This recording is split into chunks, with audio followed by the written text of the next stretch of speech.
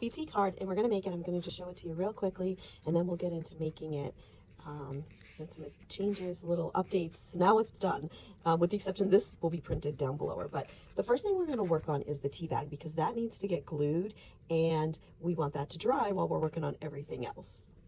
So there's two colors. There's chartreuse, and then there's lilac. The lilac is really faint. I just want you to make sure you know that. It's almost white, but when you fold it in half, I think it looks more lilac-y with underneath my hand.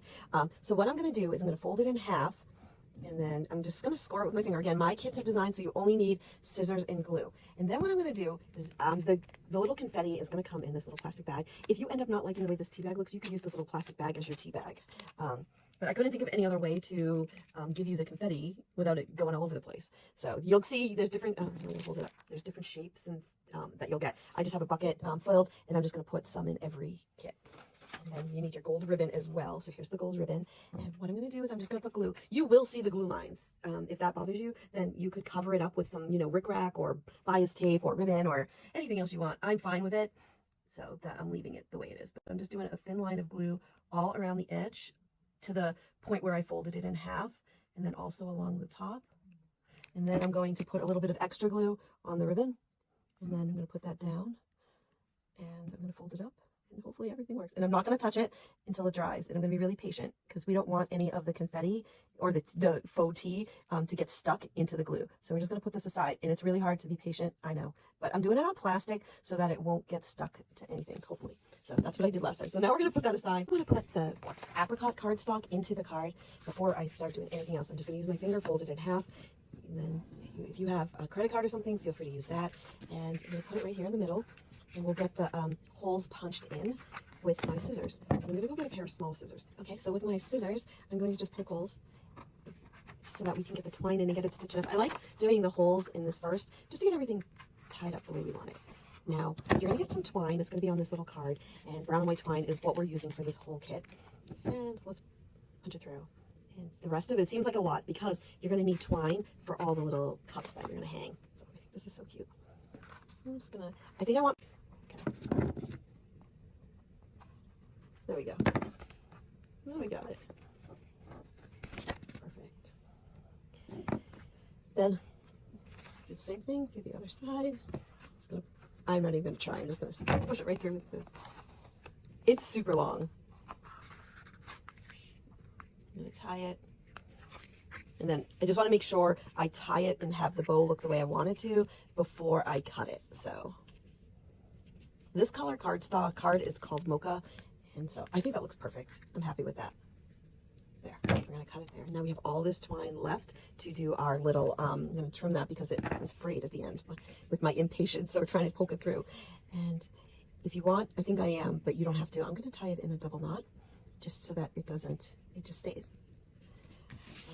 Here we go. So now we're starting to our project. We're going to put the card in. If you have rubber fingertips, use them. If you don't, you can use latex gloves. Or anything like that. Oh, it looks so good. I love this picture. Okay, so now what I'm going to do is the next right here. I'm just going to try to go in order while our little tea bag dries. We'll see. Oh, look at it's dry. Look at it. This looks so good. I love it. Okay. You're getting 2 foam squares, and I'm going to just attach them onto this piece of cardstock that I've included. One there. I'm putting them on each end. That way, the reason why I'm using these foam squares is it gives me just enough height to get underneath. So let me get all those teacups and coffee mugs. I have my 5 cups, and what I'm going to do is I'm going to do them in different lengths because I want some, as you can see in my example here, I want some to be higher than others. So you do whatever works for you, of course, but I think it's so much smarter to do this before you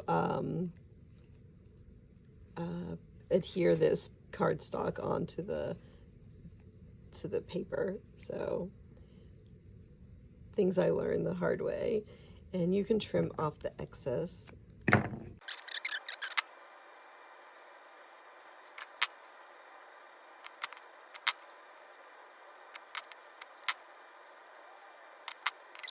My cup's on.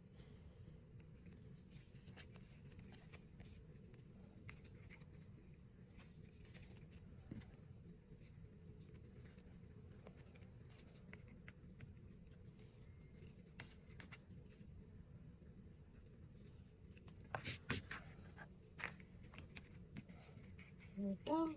Okay, now this one is a little bit too long, so I'm just gonna.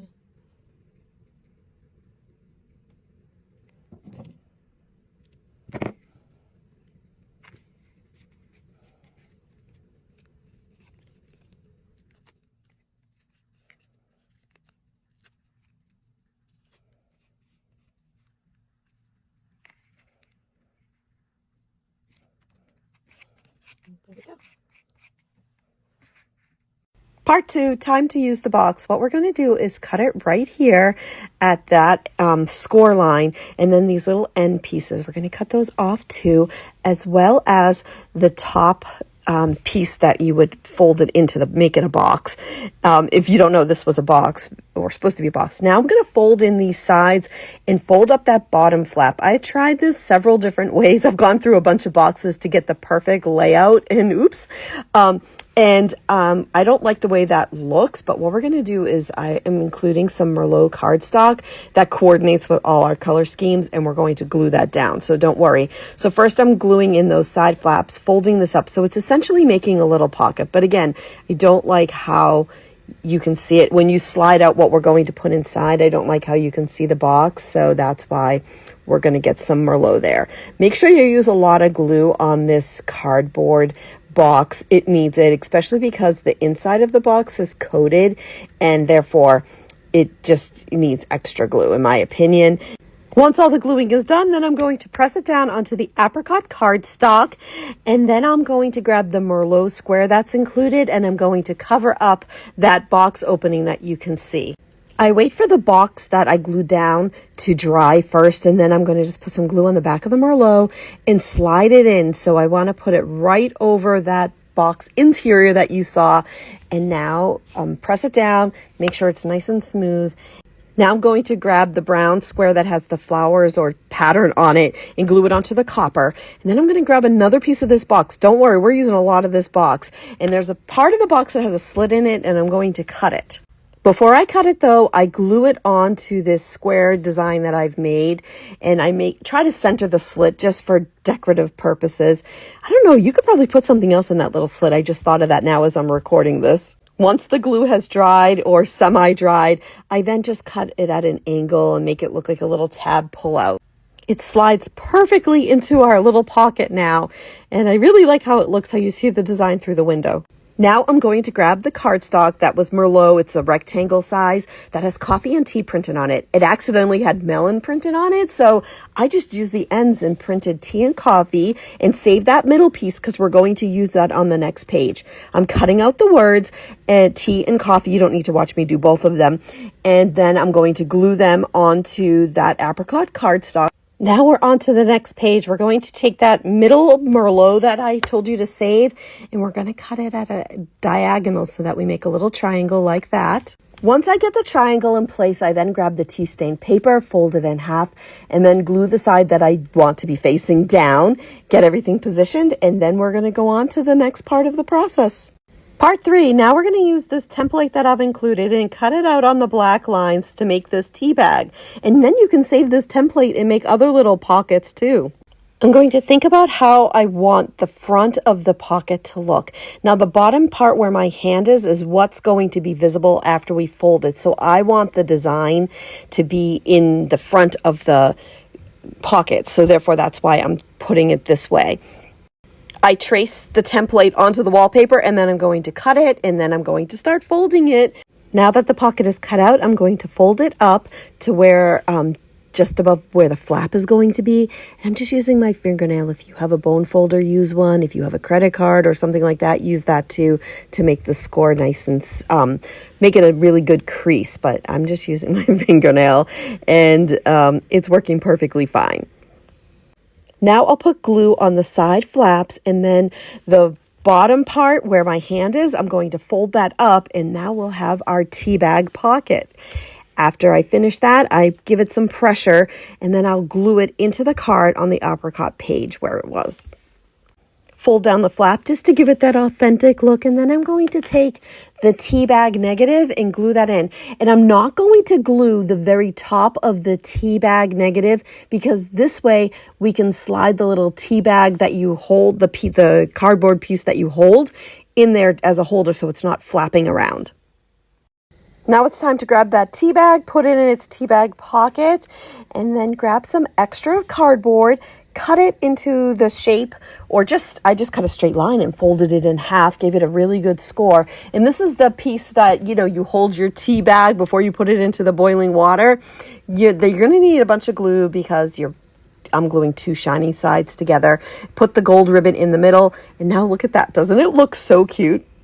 I had to apply some pressure so that it would stay together. And then once I was done, I slid it right into the front of that teacup negative. And so now it will stay in place. Now it's time to grab another piece of cardboard to make the belly band. I'm going to crease it on the score lines, put some glue on, press it down firmly onto the apricot cardstock. Then I grab the little coffee pot, the French press, and the to-go cup. And I cut a little piece of cardboard to put on the to-go cup to be that band so that your hands don't burn. I slide a piece of the cocoa gingham in and it's perfect. We're on the home stretch, last page here. Grab the paper doily, glue that down, and then grab the piece of dark roast cardstock. It is embossed with coffee pots and teapots. Put that down on top of the paper doily. Next, I grab the coffee bag. It's gold, and I'm going to glue it down and make it another kind of belly band situation. Note that some of the coffee bags have a little flap on the front. You can cut it if you want. It didn't offend me at all, so I left it there. Now I slide in the coffee house picture and then it's done. And look at how good it looks. And I can't wait to see yours. If you happen to do it, put it over in the Plymouth Cards Creative Lounge. It's a Facebook group that's free to join. The link is in the bio on all my social medias, or go over to Facebook and just type in Plymouth Cards Creative Lounge into the search bar. If you have any questions, feel free to ask. Thanks so much.